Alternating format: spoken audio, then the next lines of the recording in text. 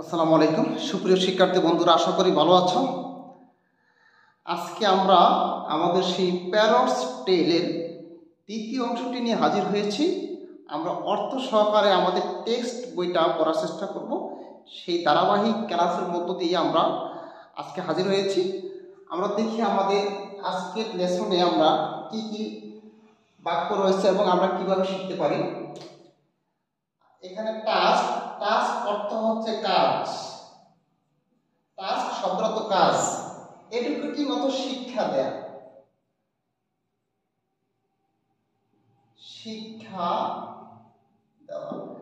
The task of educating the bird, তাহলে পাখিটাকে শিক্ষা দেওয়ার কাজটি ফেল অন পতিত হল, পড়ল দ্য কিংস নেপিউ, কিংস অত রাজা। আমরা বুঝবো যে কিং অত রাজা, কিন্তু কিং এর সাথে যদি অ্যাপোস্ট্রফি দিয়ে আমরা অ্যাপোস্ট্রফি এস দেই তাহলে এখানে র বোঝাবে রাজা।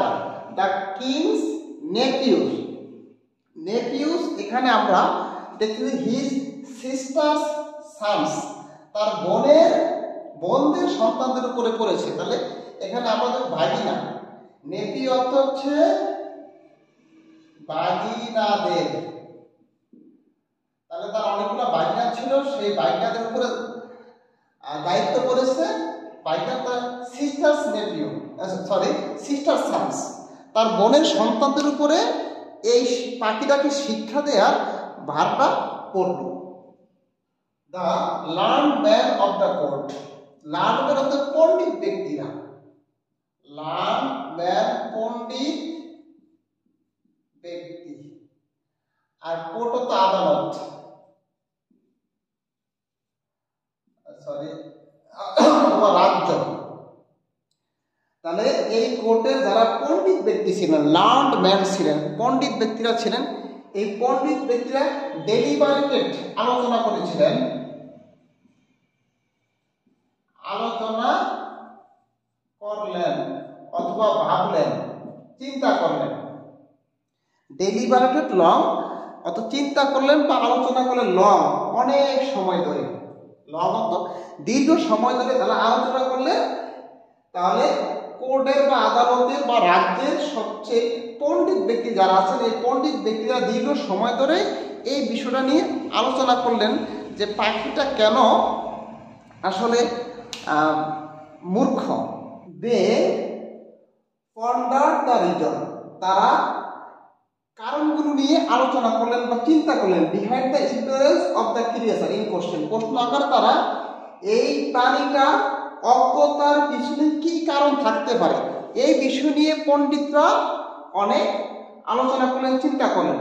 দ্য কনক্লুশন, এই আলোচনার একটা যে ফলাফল, পরিশেষে যেই ফলাফলটা,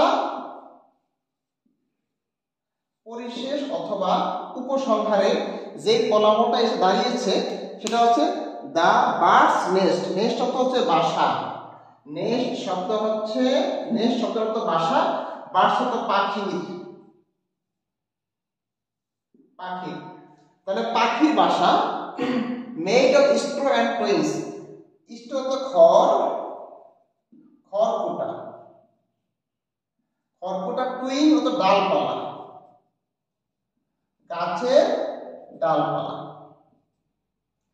তাহলে পরিশেষে যে সিদ্ধান্তটা আসবে সেটা হচ্ছে দ্য বার্ডস নেস্ট, পাখির বাসাটি made of straw and twins, তাহলে খড়কুটা এবং ডালপালা দিয়ে যে তৈরি পাখির বাসাটা কুড নট হোল্ড, ধারণ করতে পারে না, পারত না, ওটা তো ধারণ করা বা ধরে রাখা, ধরে রাখতে পারত না, মাস নলেজ, বেশি জ্ঞান বা অনেক জ্ঞান ধরে রাখতে পারত না। তাহলে মাছ তো বেশি নলেজ তো জ্ঞান, তাহলে যে পাখির বাসা যে খড়কুটা বা ডালপালা দিয়ে তৈরি করে করা হতো, ওই বাসাতে বেশি জ্ঞান ধরে রাখার মতো অবস্থা ছিল না। দেয়ারফর, সুতরাং, দ্য ফার্স্ট থিং, প্রথম কাজ, প্রথম যে কাজটা, প্রথম কাজ নিডেড, যে ফার্স্ট থিং প্রথম যেটা প্রয়োজন, নিটের তো প্রয়োজন ওয়াজ এ প্রপার কেস, সঠিক বাসা বা খাঁচা তৈরি করা। তাহলে পাখিটা কি জন্য মূর্খ, কি জন্য তার আচার আচরণ ভালো না, কি জন্য শাস্ত্র পড়তে পারে না, বই পড়তে পারে না, এর কারণ হিসেবে যেটা তারা খুঁজে পেলেন সেটা হচ্ছে পাখিটার বাসা হচ্ছে খড়কুটা দিয়ে ডালপালা দিয়ে তৈরি, যেখানে বেশি জ্ঞান ধরে রাখতে পারে না, যার কারণে প্রথম তাদের কাজ হবে পাখিটার জন্য একটা সুন্দর একটা সঠিক খাঁচা তৈরি করা।